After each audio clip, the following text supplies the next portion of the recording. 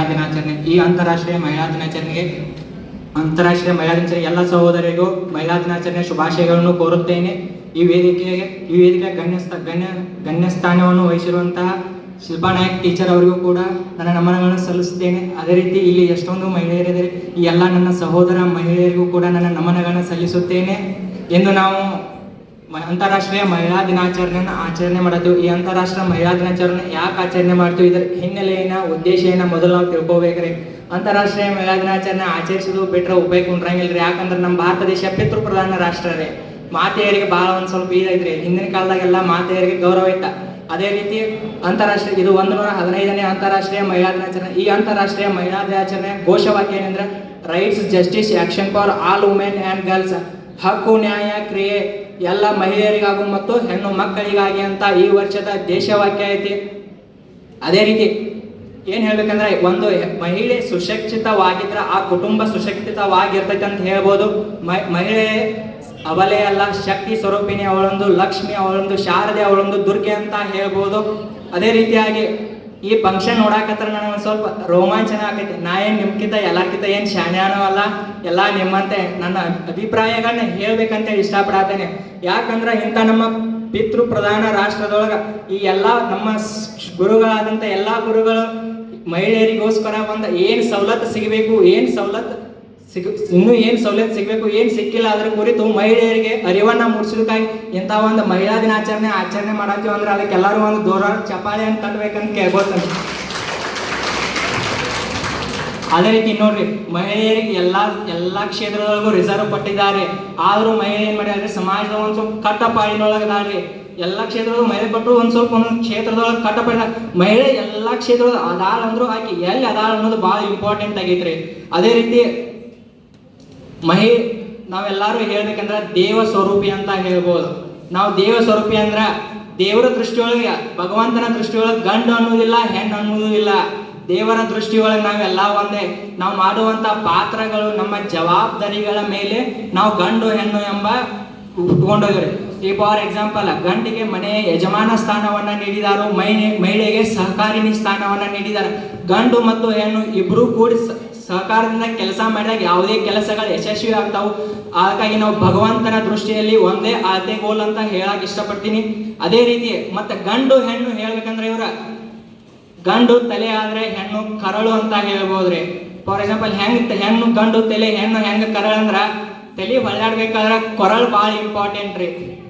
ಕೊರಳು ಇರ್ಲಾರ್ದ ತಲೆ ಅಂದ್ರೆ ಹೊಳತೈತಿ, ಹೊಳಕ್ ಸಾಧ್ಯ ಇಲ್ಲ. ಅದಕ್ಕಾಗಿ ಮತ್ತೆ ಇನ್ನೊಂದು ಹೇಳ್ಬೇಕಂದ್ರೆ ಮಹಿಳೆಯನ್ನ ಪ್ರಕೃತಿಗೆ ಹೋಲಿಸ್ತಾರೆ. ಮಹಿಳೆಯನ್ನ ಯಾಕೆ ಪ್ರಕೃತಿಗೆ ಹೋದಾಗ ಎಲ್ಲ ಕಡೆ ನೋಡ್ರಿ, ನದಿಗೆ ಯಾರು ಹೆಸರಿಟ್ಟಾರು? ಮಹಿಳೆಯರ ಹೆಸರಿಟ್ಟಾರೆ. ಯಾಕೆ ನದಿಗೆ ಮಹಿಳೆಯರ ಹೆಸರಿಟ್ಟಾರೆ ಯಾರ್ಯಾರಿಗೆ ಗೊತ್ತೈತಿ? ನಮ್ಮ ಗಂಡ್ಮಕ್ಳ ಹೆಸರಿಟ್ಟಿಲ್ಲ. ಯಾರಿಗೂ? ಯಾಕಂದ್ರೆ ನದಿಗಳು ಯಾವತ್ತೂ ಸೀದಾ ಹರಿತಾವ, ಉಲ್ಟಾ ಹರಿದಿದ್ದು, ರಿವರ್ಸ್ ಹರಿದಿದ್ದು ಯಾವತ್ತರೇ ನೋಡಿರಿ. ಎಷ್ಟೇ ಅಡೆತಡೆಗಳು ಬಂದ್ರು ಮಹಿಳೆಯರು ಏನ್ ಮಾಡ್ತಾರೋ ಅವನ್ನೆಲ್ಲ ಫೇಸ್ ಮಾಡಿ ಉನ್ನತ ಮಟ್ಟಕ್ಕೆ ಬೆಳೀತಾರೋ. ಅದಕ್ಕಾಗಿ ನದಿಗಳಿಗೆ ಏನಿಟ್ಟಾರು? ಎಲ್ಲ ನದಿಗಳಿಗೆ ಮಹಿಳೆಯರ ಹೆಸರನ್ನ ಇಟ್ಟಿದ್ದಾರೆ. ಫಾರ್ ಎಕ್ಸಾಂಪಲ್, ನಮ್ಮ ತಾಯಿ ಈಗ ಕೈತುತ್ತು ಕೊಡ್ತಾಳ. ಹೆಂಗಂದ್ರ ಎತ್ತನ ಮಾಮಾರ, ಎತ್ತನ ಕೋಗಿಲೆ, ಎತ್ತನದ ಎಲ್ಲಿಂದೆಲ್ಲಿಗೆ ಸಂಬಂಧವೇ ಅಂತ ಮಾತು ಕೇಳಿದರೆ ಇವು ಆಣಿ ಅಂತ ನೋಡ್ರಿ.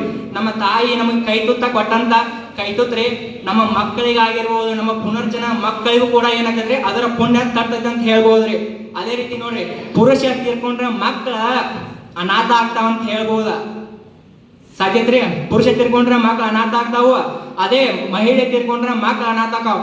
ಯಾಕಂದ್ರೆ ಪುರುಷರಿಗೆ ಮಕ್ಕಳನ್ನ ಬೆಳೆಸುವ ಕಲೆ ಗೊತ್ತಿರೋದಿಲ್ಲ. ಅದೇ ಮಹಿಳೆಗೆ ಮಕ್ಕಳನ್ನ ಹೆಂಗ್ ಬೆಳೆಸ್ಬೇಕು, ಹೆಂಗ್ ಸಮಾಜದಾಗ ಒಳ್ಳೆ ವ್ಯಕ್ತಿಯನ್ನಾಗ ಮಾಡ್ಬೇಕು ಅನ್ನೋದು ಗೊತ್ತಿರೋದ್ರೆ ಏನಾಗ್ತೈತ್ರಿ, ಒಬ್ಬ ಪುರುಷ ತೀರ್ಕೊಂಡ್ರ ಮಕ್ಕಳೇನು ಅನಾಥ ಆಗೋದಿಲ್ಲ. ಅದೇ ಮಹಿಳೆ ತೀರ್ಕೊಂಡ್ರೆ ಏನಾಗ್ತೈತ್ರಿ, ಆ ಮಕ್ಕಳು ಅನಾಥ ಆಗ್ತಾವ ಅಂತ ಹೇಳ್ಬೋದು. ನಿಮಗೆ ಗೊತ್ತಿರ್ಬೋದು, ಸಾವಿತ್ರಿಬಾಯಿ ಫುಲೆ ಅವರನ್ನ ಹೆಸರು ಕೇಳಿದ್ದಾರೆ. ಮಹಾರಾಷ್ಟ್ರದವರು ಶಿಕ್ಷಣ ಪದ್ಧತಿ ಹೆಂಗಿರ್ತಾರ ಹಿಂದಿನ ಕಾಲದಾಗ ನೋಡ್ರಿ. ಅಂತ ಕಷ್ಟದೊಳಗ ಬ್ರಿಟಿಷರ ಕಾಲದೊಳಗ ಎದುರು ಹಾಕೊಂಡ ನಮ್ಮ ಸಮಾಜವನ್ನ ಎದುರು ಹಾಕೊಂಡ ಶಿಕ್ಷಣ ಪಡ್ಕೊಂಡ ಅವ್ರ ಮಾಡಿ ಕೊಟ್ಟಂತ ದಾರಿ ಕೊಟ್ಟಂತ ಹಾದಿಯಿಂದ ನೀವೆಲ್ಲರೂ ಇಲ್ಲಿ ಬಂದಿಷ್ಟು ಕೂತು ಕಲಿಯಾಕ ಸಾಧ್ಯ ಐತಿ.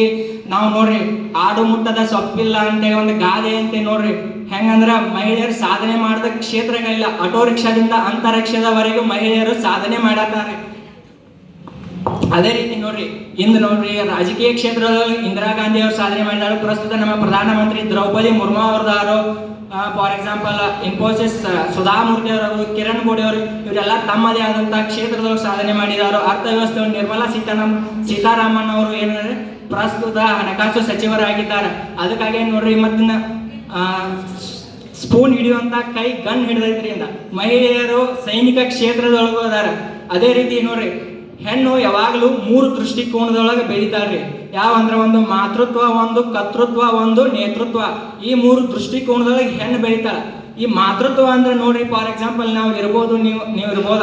ಮಹಿಳೆಯರು ನೀವು ಸಣ್ಣಾಗಿರ್ತಾಗ ಏನ್ ಮಾಡ್ತೀರಿ, ಒಂದು ಯಾವ್ದಾರೆ ಗೊಂಬೆ ಸಿಕ್ಕರೆ ಏನ್ ಮಾಡ್ತೀರಿ, ಗೊಂಬೆಗೆ ಜಾಕ ಮಾಡಿಸೋದು, ಊಟ ಮಾಡಿಸೋದು, ಅದಕ್ಕೆ ಪೌಡ್ರ್ ಹಚ್ಚೋದು, ಅದನ್ನ ಮಲಗಿಸೋದು ಎಲ್ಲ ಮಾಡ್ತೀರಿ. ಇದು ನಿಮ್ಗೆ ಯಾರು ಹೇಳಿ ಕೊಟ್ಟಿರೋದಿಲ್ಲ.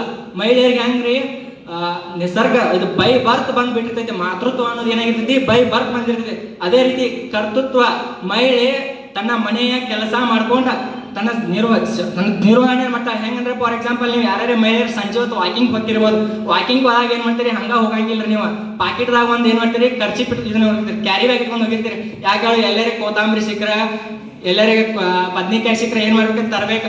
ನೋಡ್ರಿ ತನ್ನ ಮನೆ ನಿರ್ವಹಣೆ ಗೊತ್ತೇ, ನಿಮ್ಮ ಕರ್ತವ್ಯವನ್ನು ನಿರ್ವಹಿಸುವಂತ ಕಾರ್ಯವನ್ನು ಯಾರು ಮಾಡ್ತಾರೋ, ಮಹಿಳೆಯರು ಮಾಡ್ತಾರೆ. ಅದೇ ರೀತಿ ನೇತೃತ್ವ. ನೋಡ್ರಿ ನೇತೃತ್ವ ಅಂದ್ರೆ ಏನಂದ್ರ ಫಾರ್ ಎಕ್ಸಾಂಪಲ್ ನಿಮ್ಮ ಆಜು ಬಾಜು ಎಲ್ಲರೇ ಮನ್ಯಾಗ ಎಲ್ಲರೇ ಫಂಕ್ಷನ್ ಇದ್ರ ಮಹಿಳೆಯರು ಹೆಂಗ್ ರೆಡಿ ಆಗ್ತಾರಂದ್ರೆ, ನಮ್ಮ ಮನ್ಯಾಗ ಏನೋ ಫಂಕ್ಷನ್ ಐತೆ ಅನ್ನೋ ಅವ್ರ ಮನ್ಯಾಗಿಂತ ಹೆಚ್ಚು ರೆಡಿ ಆಗಿರ್ತಾರೆ.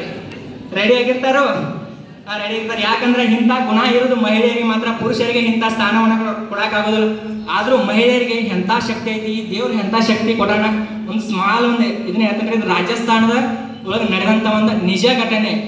ಒಬ್ಬ ತಾಯಿ ಇರ್ತಾಳ್ರಿ, ತಾಯಿಗೆ 3 ಜನ ಹೆಣ್ಣು ಮಕ್ಕಳಾಗ್ತಾವ. ಏನ ಗಂಡ ಮಗ ಆಗ್ಬೇಕಂತ 4ನೇದು ಹೊಡಿತಾಳು, 4ನೇದು ಹೆಣ್ಣಾಗ್ತಿದ್ರೆ ಹೆಣ್ಣ ಆಗ್ತೈತಿ. ಅತ್ತಿಗೆ ಎಲ್ಲ ಜಗಳ ಆಗ್ತೈತಿ. ಆಕಿ ಗಂಡ ಏನ್ ಮಾಡ್ತಾನ್ರಿ, ಆ ಮಗುವನ್ನು ಹೋದ್ ಗುಡ್ಡದ ಮೇಲೆ ಬಿಟ್ಟು ಬರ್ತಾನ್ರಿ. ಪಾಪ ಅದ ಹುಟ್ಟಿದ 24 ಇದು ನಿಜವಾಗಿ ನಡೆದಂತ ಘಟನೆ. ಮಗು ಹುಟ್ಟಿ 24 ಗಂಟೆ ಆಗೈತಿ, ಅಂತ ಮಗುವನ್ನ ಗುಡ್ಡದ ಮೇಲೆ ಬಿಟ್ಟು ಬರ್ತಾರೆ. ಯಾಕಂದ್ರೆ ನಿಮ್ಗೆ ಗೊತ್ತೈತೆ ರಾಜಸ್ಥಾನದಾಗ ಏನಾಗೈತಿ, ಹಗಲಿ ಎಲ್ಲ ಫುಲ್ ಬಿಸಿಲು ಇರ್ತೈತಿ, ರಾತ್ರಿ ಎಲ್ಲ ಫುಲ್ ತಂಪು ಇರ್ತೈತಿ. ಅಂತ ವಾತಾವರಣ, ಅಂತ ವೆದರ್ ಕಂಡೀಷನ್ ಒಳಗೆ ಅಲ್ಲಿ ಬಿಟ್ಟು ಬರೋಣ. ಆ ತಾಯಿಗೆ ಭೇದ ಭಾವ ಅನ್ನೋದಿರೋದಿಲ್ಲ, ಗಂಡು ಹೆಣ್ಣು ಅಂತೇಳಿ. ತನ್ನ ಮಗಳನ್ನ ಅಲ್ಲಿ ಬಿಟ್ಟು ಬಂದಾರ ಅಂತೇಳಿ ಆಕೆ ವಿಚಾರ ಮಾಡಿ ರಾತ್ರಿ ಹೋಗ್ತಾಳ ಆ ಬೆಟ್ಟದ ಮೇಲೆ. 2 ದಿನ ಆಗಿರ್ತೈತಿ ಆ ಮಗುವನ್ನ ಬಿಟ್ಟ.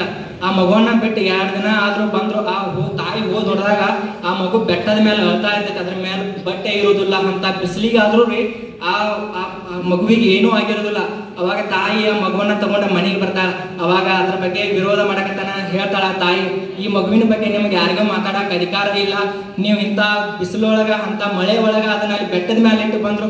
72 ಗಂಟೆ ಆದ್ರೂ ಆ ಮಗುಗೆ ಏನೂ ಆಗಿಲ್ಲ ಅಂದ್ರೆ ಆಕೆ ಸಮಾಜದೊಳಗೆ ತನ್ನ ಕಾಲ ಮೇಲೆ ತಾನ ನಿಲ್ತಾಳು, ತನ್ನ ಶಕ್ತಿ ನಿಂದ್ರೆ ತಾನೇ ಬೆಳಿತಾಳ ಅಂತ ಹೇಳಿ ಆ ತಾಯಿ ಹೇಳ್ತಾಳು. ಹೆಣ್ಣು ಶಕ್ತಿ, ಅದಕ್ಕಾಗಿ ಹೇಳ್ಬೋದು ಶಕ್ತಿ ಸ್ವರೂಪಿಣಿ ಅಂತ ಹೇಳ್ಬೋದು. ಫಾರ್ ಎಕ್ಸಾಂಪಲ್ ನೀವು ಎಲ್ಲರೂ ನೋಡಿರ್ಬೋದು, ಏನಂದ್ರ ಗಣಮಕ್ಳಿಗೆ ಲಪ್ಪ ಹೊಡೆದ್ ಕೇಳಿರಿ, ಹೆಣ್ಮಕ್ಳಿಗೆ ಲಪ್ಪ ಹೊಡೆದ್ ಕೇಳಿರಿ. ಗಣಮಕ್ಳಿಗೆ ಲಪ್ಪ ಹೊಡೆದ್ ಕೇಳಿರಿ, ಹೆಣ್ಮಕ್ಳಿಗೆ ಲಪ್ಪ ಹೊಡೆದ್ ಕೇಳಿರಿ. ಎಲ್ಲರಿ ಕೇಳಿ. ಅದ ಎಲ್ಲಿಗೋ ರೇರ್. ಯಾಕೆ ಹೇಳ್ರಿ, ಹೆಣ್ಮಕ್ಳು ಯಾವಾಗಲೂ ಪಟ ಪಟ ಪಟ ಮಾತಾಡ್ಕೋತ ಇರ್ತಾರೋ, ತಮ್ಮ ವಿಚಾರಗಳನ್ನ ವಿನಿಮಯ ಮಾಡ್ಕೋತಿರ್ತಾರ. ನಮ್ಮ ಗಂಡ್ಮಕ್ಳು ಹಂಗಲ್ರಿ, ಒಂದ್ ಕಡೆ ಕೂತ್ರ ಸುಮ್ ಕೂತ್ ಬಿಡ್ತಾರೆ. ಹಾಗೈತೆ ಪಟ್ನ ಲಪ್ಪ ಹೊಡ್ಕೊಂಡು ಹೋಗ್ಬಿಡ್ತೈತ್ರಿ. ಅದೇ ರೀತಿ ಇನ್ನೊಂದು ಹೇಳ್ಬೇಕಂದ್ರೆ ಸಾಧನೆ.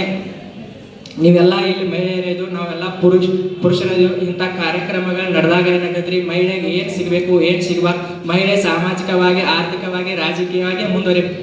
ಇನ್ನೊಂದು ಲಾಸ್ಟ್ ಆಯ್ತು, ಇಲ್ಲಿಗೆ ನನ್ನ ಮಾತುಗಳನ್ನು ಮುಗಿಸುತ್ತೇನೆ. ಜೈ ಹಿಂದ್.